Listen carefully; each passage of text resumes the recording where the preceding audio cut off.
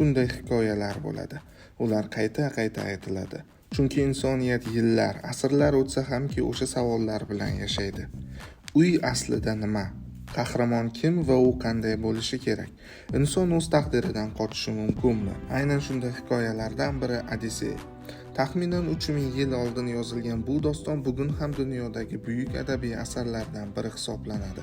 Shu vaqtga qadar Gomerning Iliada va Odisseya dostonlari asosida sanoqsiz film va seriallar ishlandi. O'tgan asrning boshidagi Francesco Bertolinining Odisseyasi, 54-yilda olingan Odisseyning sarguzashtlari, Brad Pitt bosh rolda o'ynagan Troya filmi, 2024-yilda ishlangan Odisseyning qaytishi va yana ko'plab ekranizatsiyalar haqida gapirish mumkin.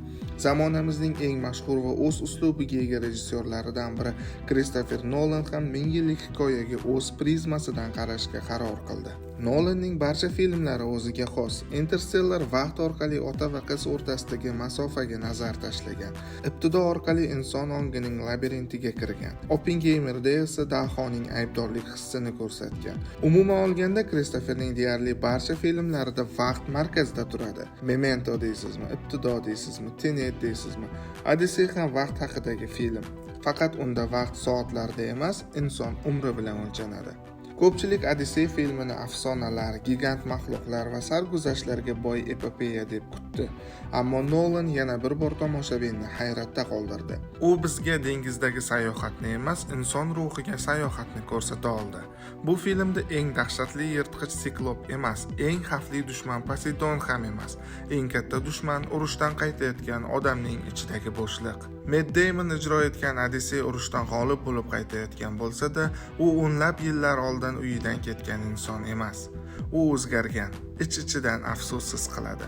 Film davomida biz faqatgina Odysseyning hikoyalari orqali ko'radigan maxluqlar, sirenalar va sinovlar tashqi xavf bo'lib ko'rinsa-da, aslida ular Odysseyning ichki dunyosini aks ettiradi. Har bir sinov uning vijdoni bilan navbatdagi to'qnashuvni ko'rsatadi. Film haqida gapirar ekanmiz, aktyorlar jamlanmasi va ijrosiga alohida to'xtalmasdan iloji yo'q. Matt Damon Odysseyni odatdagi qahramon emas, charchagan, sukutga botgan va ichidan yemirilayotgan inson sifatida gavdalantirgan. Anne Hathawayning Penelopasi esa umidning ramzi. Tom Holland ijro etgan Telemach otasini emas, afsonani qidiradi. Filmning eng og'riqli nuqtalaridan biri ham shu aslida. Robert Pattinson kuyovlikka nomzodlardan biri Antinous rolini shu darajada maromiga yetkazgan. Nolan aktyorlar jamoasini yig'ishni biladi. Albatta, film mukammal emas.